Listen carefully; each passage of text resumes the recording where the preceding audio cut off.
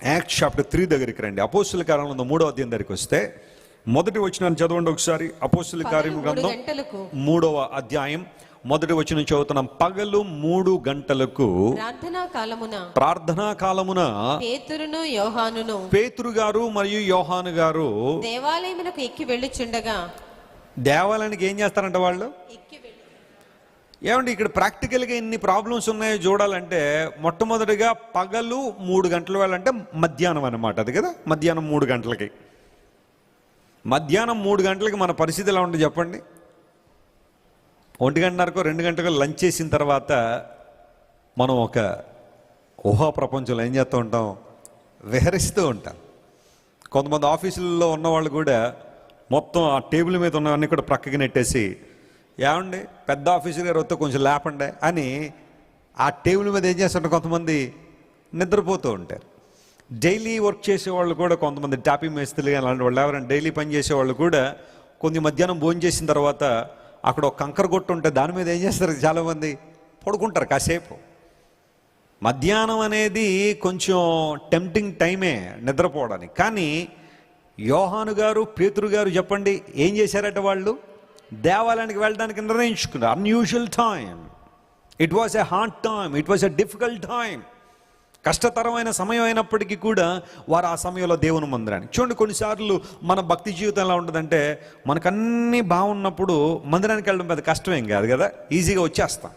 కానీ ఏదైనా చిన్న ప్రతికూలత వచ్చినప్పుడు కానీ, ఇలాంటి ఆల్ నైట్ ప్రేయర్లు వచ్చినప్పుడు కానీ చాలామంది రాలేకపోవడానికి కారణం ఏంటంటే, ఎందుకులేండి వెస్లీ గారు మళ్ళీ అక్కడికి వెళ్ళి నిద్రపోయిన దగ్గర నుంచి పాస్టర్ గారు మళ్ళీ దగ్గరికి వచ్చి, ఏం బ్రదరో నిద్రపోతున్నావు, సిస్టర్ గారు నిద్రపోతున్నారు ఏంటని మళ్ళీ మమ్మల్ని ఇబ్బంది పెడతారు, ఆ నిద్ర ఏదో ఇంట్లో పడుకుంటామని చాలామంది వచ్చి ఉండకపోవచ్చు కదా.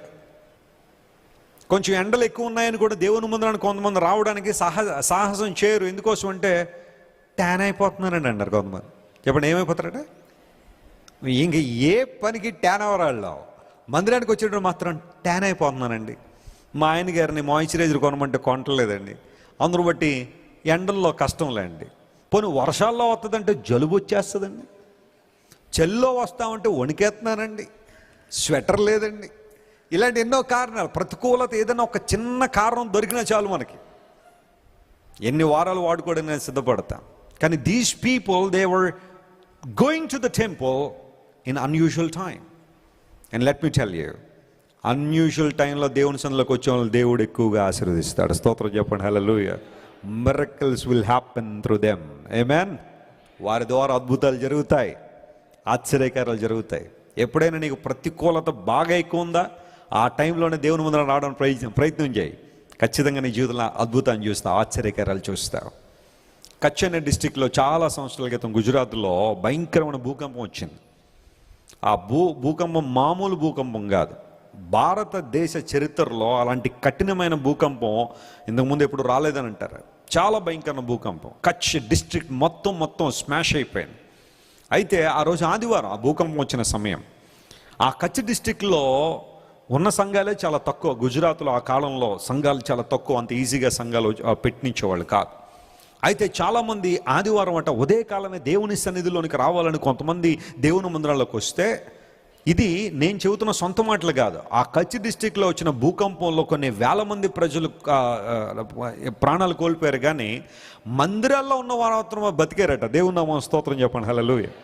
దేవుని మందిరాల్లో ఉన్నవారు బతికిపోయారు. కారణం అంటే ఒక్క మందిరం కూడా నేలపాలు అవ్వలేదు, ఆ మందిరం కూల్చబడలేదు. ఆ మందిరాలన్నీ అలాగే ఉన్నాయి, చుట్టూ నివాసాలన్నీ కూలిపోయినాయి. మందిరాల్లో ఉన్నవారు బ్రతికారట. ఒక్కసారి ప్రార్థన ముగించి వాళ్ళు బయటకు వచ్చేసరికి మొత్తం devastating situation.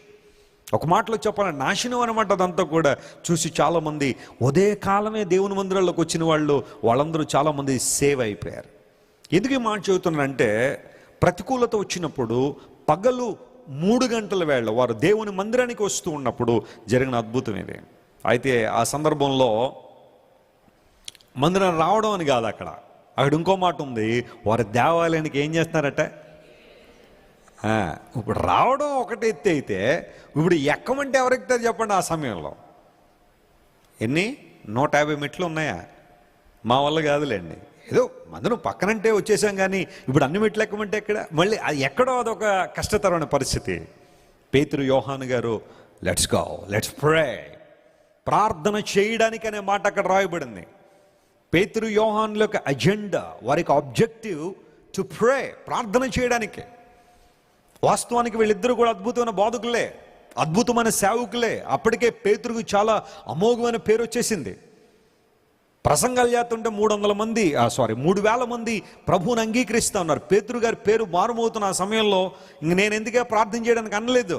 Still he wanted to pray because he knew prayer is a connection between God. దేవునితో ఒక అవినాభావ సంబంధం అని పేతురు గుర్తించాడు. కాబట్టి ప్రార్థన చేయడానికి, స్తోత్రం చెప్పండి హల్లెలూయా, ప్రార్థన చేయడానికి ప్రార్థనా కాలమున పేతురు యోహాను వెళ్తున్నారు. ఆ సందర్భంలో ఒక అద్భుతం వారి జీవితంలో జరగడం మాత్రమే కాదు, దేవుడు వారిని అసాధారణంగా వాడుకున్నాడు. అదేంటో తెలుసా? పుట్టుక నుండి అవిటి వాడని ఒక వ్యక్తి ఆ మార్గంలో ఉండడం, దేవాలయం దగ్గర అందమైన ద్వారం అనే ద్వారం దగ్గర అతను ఆ పరిస్థితిలో ఉన్నప్పుడు పేతురు గారు యోహాను గారు అలా వెళ్తుంటే వాళ్ళ దగ్గర నుండి ఏమన్నా ఎక్స్పెక్ట్ చేస్తున్నాడు ఆ వ్యక్తి ఏదైనా ఇస్తారేమోనని. ఆ సందర్భంలో పేతురు యోహాను అన్నారు, మా వైపు తేరిచూరు అని అనగానే ఆ వ్యక్తి చూడడం ప్రారంభించాడు.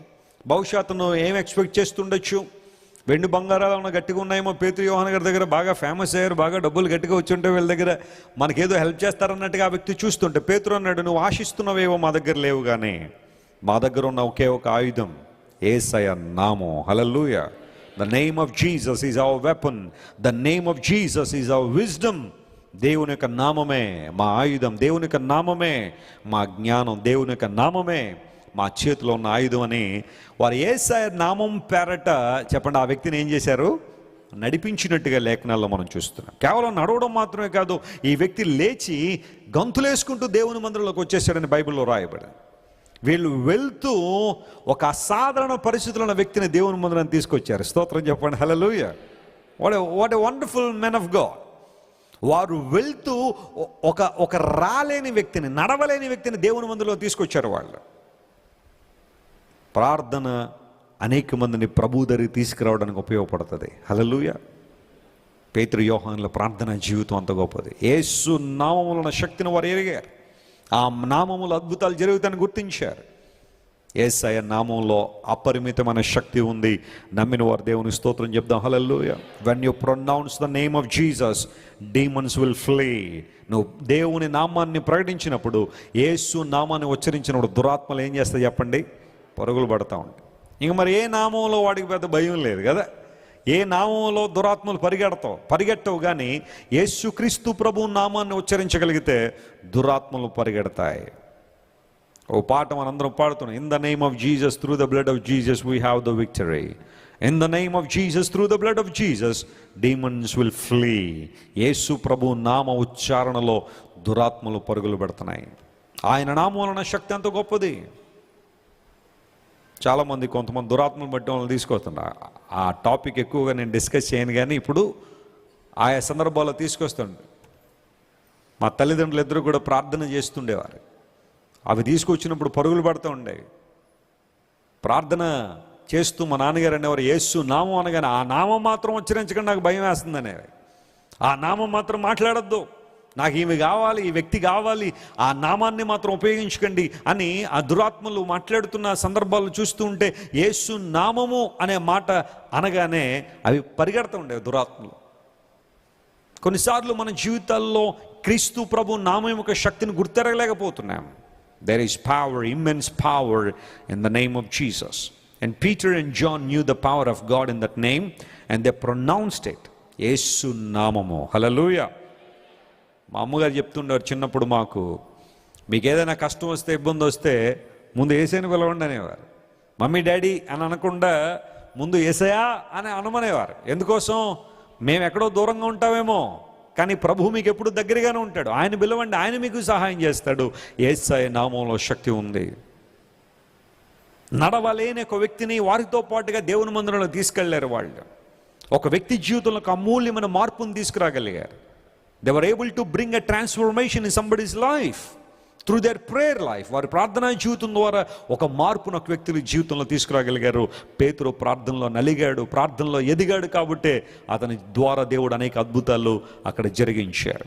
నడవలేని ఒక వ్యక్తి దేవుని సన్నిధి వరకు వస్తున్నాడు, కానీ మందిరం వరకు వస్తున్నాడు, కానీ ఆ బయట ద్వారం దగ్గర ఎక్కడో వదిలిపెట్టి వెళ్ళిపోతున్నారు. ఆ వ్యక్తి అక్కడే కూర్చుంటున్నాడు అనేక సంవత్సరాల నుంచి. బైబిల్ సెలవిస్తూ ఉంది, అతని ఏజ్ 40 సంవత్సరాలట. చెప్పండి, ఎన్ని సంవత్సరాలు? 40 years. ఇక్కడ ఎవరైనా 40 సంవత్సరాలు ఉన్నవాళ్ళు ఉన్నారా? ఎత్తట్లేదు, చేతులు ఎత్తట్లేదు. ఓకే, ఏమన్నా బహుమానాలు ఇస్తాననేమో. 40 years ఉన్నవాళ్ళు, ఆ వ్యక్తి 40 సంవత్సరాల నుంచి ఆ సమస్యతో ఉన్నాడట. మరి ఎప్పటి నుంచి దేవుని మందిరం దగ్గర తీసుకొస్తారో మనకే తెలియదు, కానీ ఆ రోజు అతని జీవితంలో ఒక అద్భుతం జరగడానికి కారణం దేవుని సేవకులు ప్రార్థనా పరులు కాబట్టి. Hallelujah. If you don't pray you can change anybody's situation. నువ్వు ప్రార్థన లేకపోతే నువ్వు ఏనాడు కూడా ఇతర జీవితాల్లో ప్రభావితాన్ని చూపించలేవు. అబ్రహాము ప్రార్థనాపరుడు కాబట్టే అబీమెలెకు ప్రార్థన చేసినప్పుడు అతని జీవితంలో ఏం జరిగింది? అద్భుతం జరిగింది. దేవుడు అబీమెలెకు ఇంట్లో ఉన్నవారి గర్భాలు మూసేసాడని బైబిల్లో రాయబడింది. ఆ సందర్భంలో అబ్రహాం ప్రార్థన చేశాడు, ప్రభువా మేలు చేయమని. దేవుడు అబ్రహాము ప్రార్థన బట్టి అబీమెలెకు మేలు చేశాడు. కారణం అబ్రహాము ప్రార్థనాపరుడు కాబట్టి. హల్లెలూయా. ప్రార్థన చేయడం అబ్రహాముకు తెలుసు, దేవునితో ముచ్చటించడం తెలుసు, దేవుని సన్నిధిలో ప్రార్థన చేయడం నేర్చుకున్నాడు. కాబట్టే దేవుడు అతని ప్రార్థన అంగీకరించాడు. నేను నా జీవితంలో ప్రార్థనా బలాన్ని డెవలప్ చేసుకున్నప్పుడు దేవుని కార్యాలు స్పష్టంగా మనం చూస్తాం.